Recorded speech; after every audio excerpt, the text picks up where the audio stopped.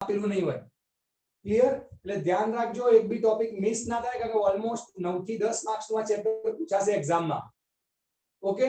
બીજું વાત, તમારા જે સેમિકન્ડક્ટર ની થિયરી ની જે વાત હતી, એ થિયરીમાં મેં જે થિયરી બનાવી છે એનાથી પણ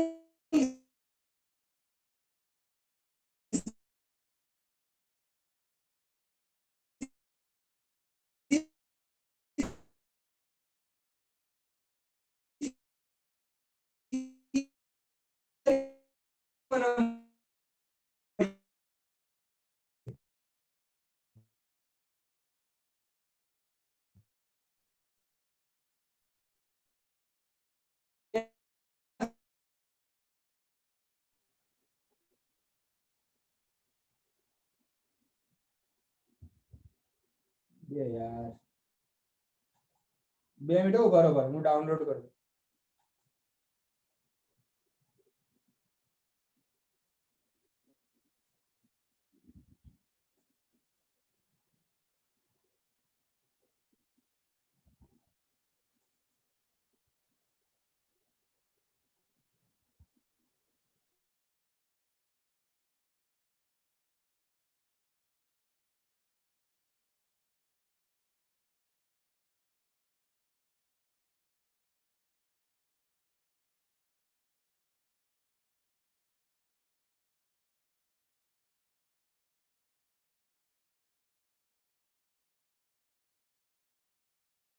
$400 nanometer to 750 is called light. Underline કરો, અંડરલાઈન કરો એ લાઈન.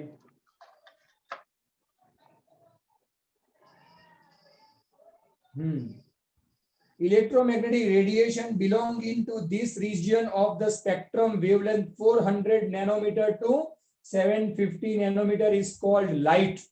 It means એનો કહેવાનો મીનિંગ એવો છે, જે સનલાઇટ માંથી, સનલાઇટ ના અંદરથી જે વેવ્સ આવતા હોય, જેને આપણે ઇલેક્ટ્રોમેગ્નેટિક વેવ્સ કહીએ છીએ, એની વેવલેન્થ તમને આપેલી, that is 400 nanometer to, જો એના નીચે બીજું બી એને શું કહેલું છે, 400 nanometer to 750 nanometer, રાઈટ? હવે આને આપણે અમુક ટાઈમ એંગસ્ટ્રોમ માં બી પૂછાય, મીટર માં બી પૂછાય, તો આવી રીતે લખી શકાય 400. હા, દેખાતો નહીં, રાઈટ આવી જાય છે આ તો. હવે દેખાયું? તે હવે દેખાડું પણ જાણ જોવાનું તું તાર નથી બની. અરે 2 મિનિટ ઉભા રહો ને, એક હું સાઈડ માં આવી જાઉં પછી જો લખજો. બોલું નેનો એટલે 10⁻⁹ મીટર એઝ ઇટ ઇઝ, એટલે આને આવું લખી શકાય. હું 1 0 વધારી દઉં તો 10⁻10 લખાય કે ના લખાય? મીટર.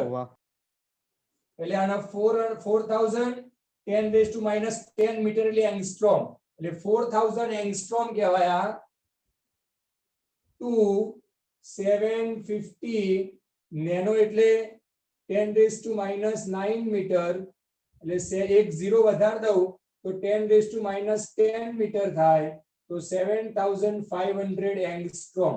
આ બી એક સાચો આન્સર છે કે ભાઈ સનમાંથી જે લાઈટ આવે, જેને આપણે વિઝિબલ લાઈટ કહીએ છીએ, એ વિઝિબલ લાઈટ એની વેવલેન્થ કેટલી હોય, નેનોમીટરમાં કેવી હોય તો 400 nanometer to 750 nanometer, એંગસ્ટ્રોમ માં કેવી હોય તો 4000 એંગસ્ટ્રોમ to 7500 એંગસ્ટ્રોમ.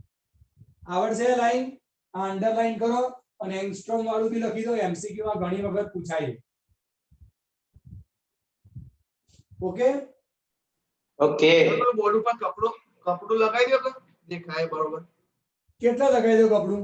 ઓય કર આ મનો કોપ ક્યાં હતો? મને ક્યાં છે? મને તો સર મે ફોટો મોકલ્યો તો કા આ ઉભા લગાવી દો, થઈ જાય એવું. ઓવા જો એ લગાવવાથી થઈ જાય તો મનાને માર તરફથી આ ભજી આઈસ્ક્રીમ સરના તરફથી. હા અલે ઉભા સારું કપડું તો ઉભા કાળા કપડા કે તો પણ લાઈટ આ જ નહીં લાગતી થોડી. ગમે તે ચાલો ચાલો આઈડિયા જોજો. આમ મૂકી દઉં તો બાજુમાં સર, રાઈટ સાઈડ બાજુ. આજે સર અડધું બોર્ડ છે એટલે વચ્ચે હજુ આગળ બોલ. હજી બાકી રે ઓપ્ટિક્સ લખી દો સર રેટ ઓફ રે ઓપ્ટિક્સ લખ્યું રે ને આખું રેટ હજી ઓફમાં ચોલા હવે હા બસ કમ્પ્લીટ દેખાય કમ્પ્લીટ એક કામ કરો સાગુ રે ઓપ્ટિક્સ નાખી દો આઈસ્ક્રીમ લેતા આવો જલ્દી. ઉભા રહો 2 મિનિટ હું આને સેલો ટેપ માર દઉં. ઉભા રહો. આ તો સર સરકાર નું પેપર છે કપડું મારજો અલ્યા મને એક તો વળી ઉભો રહો, કપડું વધવા દે. થોડો ફોન નાખો.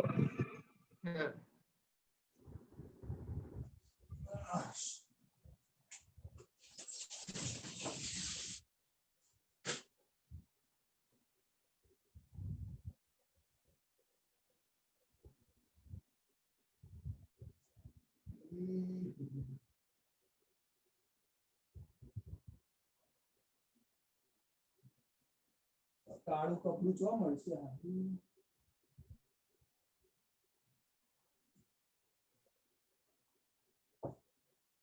મળ્યું કેટલા રાખવા છે પૂછો બોલો એટલા જ અહીંયા આગળ બસ વાહ વાહ બસ એટલે લગાઈ દે સર આટલા ને હા લગાઈ દે ઉભા રહો, હા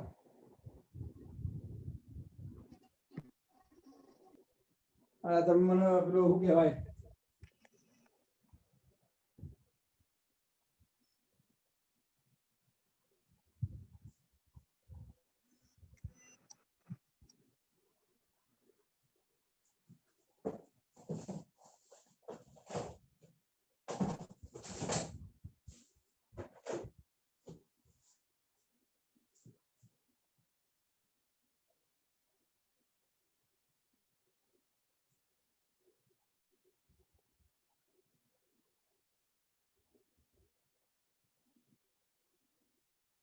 આટલા સુધી ચાલશે ને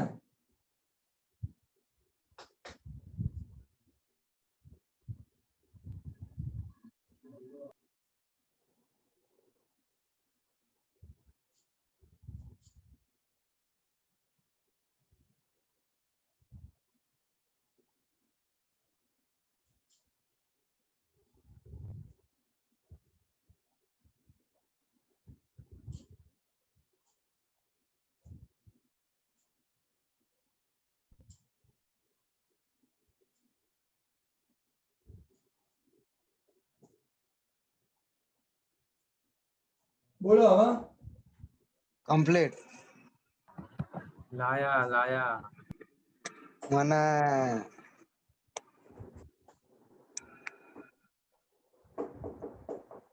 આમ તો બે એબોર્ડ કરી દે સર જોઈ લઈએ ચલો બે બોર્ડ નું જોઈ લઈએ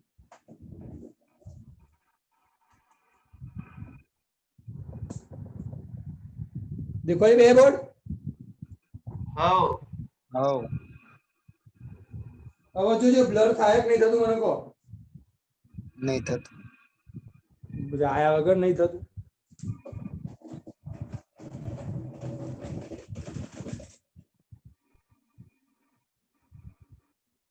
થાય છે હવે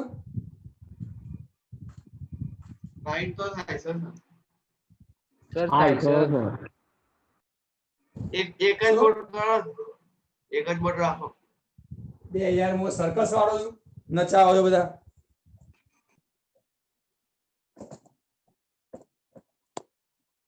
બોલો હવે સર ડાબી બાજુ લઈ જાઓ તો લાઈટ આવે તો ઓપ્ટિક્સ બાજુથી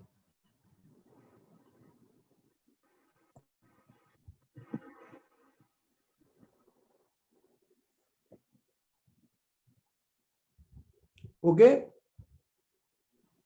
હા બોલો ક્લિયર આ બે એમસીક્યુ માં પૂછાશે વારે ઘડીએ કે ભાઈ વિઝિબલ લાઇટ કેટલી તો 400 નેનોમીટર ટુ 750 નેનોમીટર અને એંગસ્ટ્રોમ માં જોઈએ તો 4000 એંગસ્ટ્રોમ ટુ 7500 એંગસ્ટ્રોમ ચલો નેક્સ્ટ વાંચો આગળ It is mainly through light and the sense of vision that we know and interpret the world around us. There are two things that we can intuitively mention about light from common experience.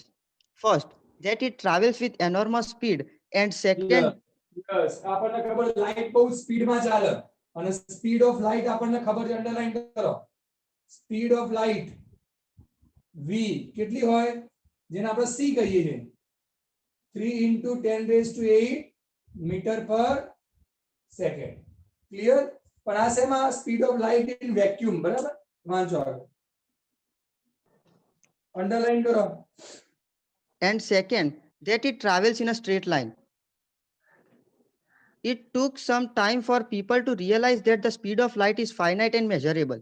Its presently accepted value in vacuum is c is equal to 2.9979245 into 10⁸ meter per second. એટલે approx આટલી થાય પણ in vacuum હો ધ્યાન રાખવાનું આ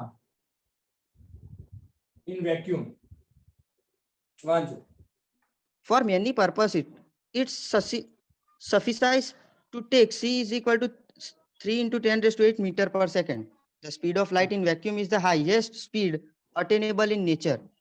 yes આ ખાસ ध्यान રાખવાનું ઘણી વખત પેપર ટફ હોય તો એવું પૂછે કે ભાઈ હાઈએસ્ટ માં હાઈએસ્ટ સ્પીડ કોની અને નીચે તમને ઓપ્શન આપેલા હોય હાઈએસ્ટ માં હાઈએસ્ટ સ્પીડ નેચર માં કોની છે અત્યારે હાલ speed of light in vacuum that is 3 × 10⁸ meter per second વાંચો The intuitive notion that light travels in a straight line seems to contradict that we have learned in chapter 8 that light is an electromagnetic wave of wavelength belonging to the visible part of the spectrum. How to reconcile the two facts? The answer is that the wavelength of light is very small compared to the size of ordinary object that we encountered commonly. In this situation, as you will learn in chapter 10, a light is a wave can be considered to travel from one point to another along a straight line. Chapter number 10 માં જોવાના છીએ કે suppose સન હોય સન માંથી light ને સન માંથી બધા એક એક પોઈન્ટ આવી રીતે હોય એ પોઈન્ટ ને જોઈન કરતા કરતા લાઈટ અહીંયા આગળ આવે અને પોઈન્ટ ને જોઈન કરે એટલે રે બને એક હોય તો રે કહેવાય બરાબર રે ઓફ લાઈટ અને આવા ઘણા બધા રેઝ આવતા હોય એટલે એને બીમ ઓફ લાઈટ કહેવાય એ આપણે એક જ અને રે કહેવાય આવા ત્રણ ચાર ઘણા બધા રે હોય તો એને બીમ ઓફ લાઈટ કહેવાય ક્લિયર આગળના ચેપ્ટરમાં ડિટેલમાં આવવાનું છે પણ અત્યારે યાદ રાખવું હોય તો લાઈટ જ્યારે ટ્રાવેલ થતી હોય ત્યારે આ એક પોઈન્ટ બીજો પોઈન્ટ ત્રીજો પોઈન્ટ ચોથો પોઈન્ટ આમ એક એક પોઈન્ટ આમ જોઈન કરતી કરતી લાઈટ આવે ક્લિયર અને આ પોઈન્ટ ને જોઈન કરતી કરતી લાઈટ જ્યારે અર્થ ઉપર આવે ત્યારે જે બની જાય એને શું કહેવાય રે એક જ હોય ત્યારે રે કહેવાય ઘણા બધા હોય તો એ જે નંબર્સ ઓફ રેઝ એને કહેવાય beam of light okay beam એટલે જથ્થો સમૂહ વાંચો The path is called a ray of light and a bundle of such rays constitute a beam of light. હા In this બંડલ એટલે chapter- ઘણા બધા 1 2 3 4 આવું જ્યારે બંડલ થાય તો એને કહેવાય બીમ ઓફ લાઈટ આ એક જ હોય તો રે ઓફ લાઈટ અને ઘણું બધું હોય તો બંડલ ઓફ લાઈટ હવે જે પેરેગ્રાફ આવ્યો એ પેરેગ્રાફના અંદર આપણને એ સમજાવે કે આપણા ચેપ્ટરના અંદર શું ભણવાનું છે તો હું વાંચું in this chapter we consider the phenomena of reflection refraction dispersion clear આ ત્રણ વસ્તુ ભણવાનું છે મેન સોરી ચાર વસ્તુ રિફ્લેક્શન જો કે બીજું ઘણું બધું ભણવાનું છે રિફ્લેક્શન ભણીશું રિફ્રેક્શન ભણીશું ડિસ્પર્શન ભણીશું સ્કેટરિંગ ભણીશું TIR ને ટોટલ ઇન્ટરનલ રિફ્લેક્શન આવી ઘણી બધી વસ્તુઓ ભણીશું પણ આ બધાનું મેઇન વસ્તુ ત્રણ જ રિફ્લેક્શન રિફ્રેક્શન અને ડિફ્રેક્શન અથવા ડિસ્પર્શન ક્લિયર તો હવે આપણે ચેપ્ટરની શરૂઆત કરીએ એમાંથી સૌથી પહેલો ટોપિક આવે છે reflection of light by spherical mirror અને સાઇન કન્વેન્શન કોઈ વાંચવાની જરૂર નથી હું અહીં આગળ જે તમને સમજાવું એ ધ્યાન રાખીને સમજજો લખવું હોય તો લખી રાખજો આ બે ટોપિકમાંથી હું અહીં આગળ જે બોર્ડમાં સમજાવું છું એ વસ્તુ તમારા માટે મોસ્ટ ઇમ્પોર્ટન્ટ ઓકે ક્લિયર તો સૌથી પહેલા આપણે ભણીએ રિફ્લેક્શન પણ કોનું રિફ્લેક્શન ઓફ લાઇટ હા કૌશલ હેલો હેલો હેલો હેલો ચલો તો જો બે વસ્તુ હોય એક રિફ્લેક્શન અને બીજું રિફ્રેક્શન. શું? રિફ્લેક્શન અને સેકન્ડ રિફ્રેક્શન. તો જ્યારે કોઈ આપણી રીતે એક સરફેસ હોય, ધ્યાન રાખજો, આ કોઈ સરફેસ છે, આ સરફેસ જે કરી બે યાર, હેલો, હા,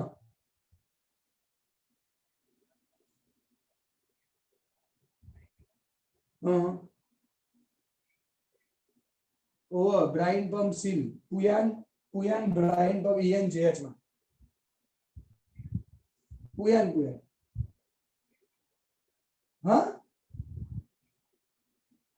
વેક્ટર નું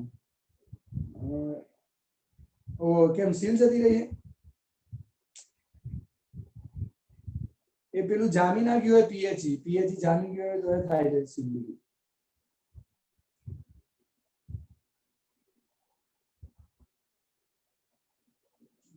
વેક્ટર ની સીલ આપણે લગભગ કોઈ દિવસ બદલી નહીં.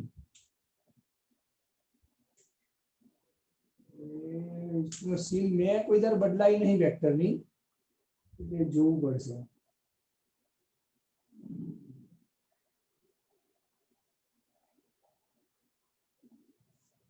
ના એવું મને એકચ્યુઅલી એનો આઈડિયા નહીં વેક્ટર નો. જો કોઈ સરફેસ હોય આવી રીતે અને આ સરફેસ નોન ટ્રાન્સપરન્ટ આવી જો કેવી નોન ટ્રાન્સપરન્ટ. કે જ્યારે કોઈ રે આના ઉપર આમ ઇન્સિડન્ટ થાય, રે ઇન્સિડન્ટ થાય તો એ રે આ બાજુ આમ ટ્રાન્સફર ના થઈ જવું જોઈએ, એ રે આ બાજુ ના આવવું જોઈએ. આ રે આના સરફેસ પર સ્ટ્રાઇક આમ પાછું જતું રહે તો એ આ સરફેસ ને કહેવાય રિફ્લેક્ટેડ સરફેસ. શું કહેવાય?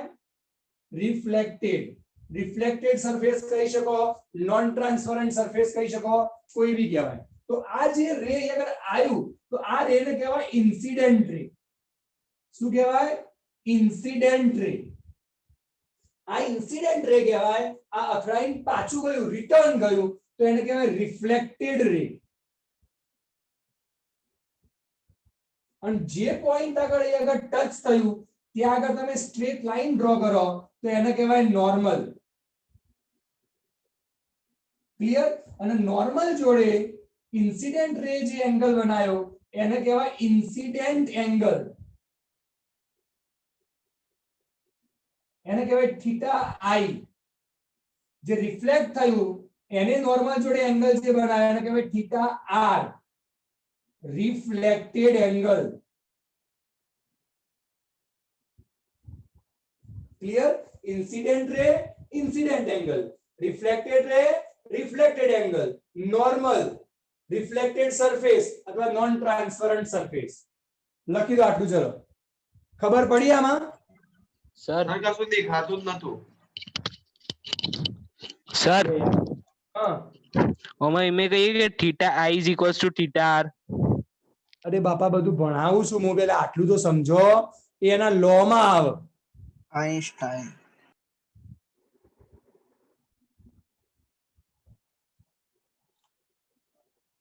હવે ભાઈ હવે તો શું કરીશું કહો? કારણ કે આમાં તો આપણે વચ્ચે પેલું બ્લેક કલર નું કપડું બી મૂકી દીધું. પેલું ઘોડાનું કવર નહીં આવતું બોક્સ, એ બોક્સ ભરાઈ દો ને ઘોડા ઉપર અને વચ્ચેથી ખોલી દે એટલે આજુબાજુનું રિફ્લેક્શન એના ઉપર નહીં અડે. એના કરતા સર તમે બોર્ડ ઉપર લઈ જવાના હતા તે લઈ જાઓ. આજે લઈ જ જાઉં છું. કોઈ નહીં, મિસ્ત્રી ના આવે ને તો હું લઈ જાય, પણ આજે બોર્ડ ઉપર લઈ જાય બસ. હા પણ અત્યારે આઈડિયો સમજણ પડી આમાં? સમજાવું ફરી જો.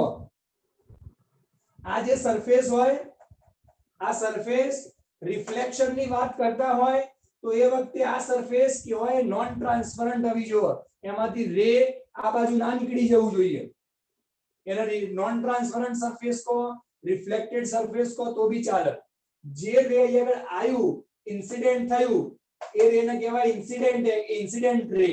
અહીં અથડાયું, અહીંથી આમ ગયું તો એને કહેવાય રિફ્લેક્ટેડ રે. અહીં આગળ જે પોઈન્ટ આગળ ટચ થયું ત્યાં તમે સ્ટ્રેટ લાઈન ડ્રો કરી તો એ લાઈન ને કહેવાય નોર્મલ. અને નોર્મલ જોડે ઇન્સિડન્ટ રે જે એંગલ બનાવે એને કહેવાય ઇન્સિડન્ટ એંગલ થીટા આઈ. અને નોર્મલ જોડે રિફ્લેક્ટેડ રે જે એંગલ બનાવે એને કહેવાય રિફ્લેક્ટેડ એંગલ થીટા આર. ખબર પડી આમાં? હા હા કે ના? આની ડેફિનેશન લખવી હોય તો જાતે લખાય કે when a ray is incident on a non-transparent surface then it returns back. This phenomenon is known as reflection. શું? તો કોઈ રે ઇન્સિડન્ટ થાય કઈ સરફેસ ઉપર? નોન ટ્રાન્સપરન્ટ સરફેસ ઉપર. તો ઇન્સિડન્ટ થયા પછી એ રે જે રિટર્ન થયું, તો ઇન્સિડન્ટ થઈને રિટર્ન થવાની જે આખી પ્રોસેસ થઈ એ પ્રોસેસને કહેવાય રિફ્લેક્શન. ખબર પડી? હા સર. હા કે ના? હા.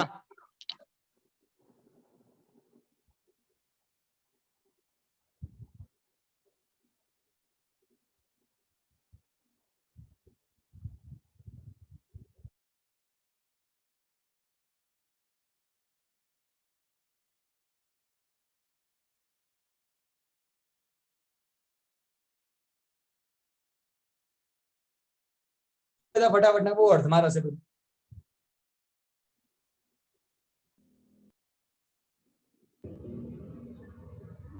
Hello, 1.5 minute sir. હા તો બહાર નીકળી જાઓ બધા, ફરી એના લિંકમાં ક્લિક કરો, ફરી જોઈન થાવ જલ્દી.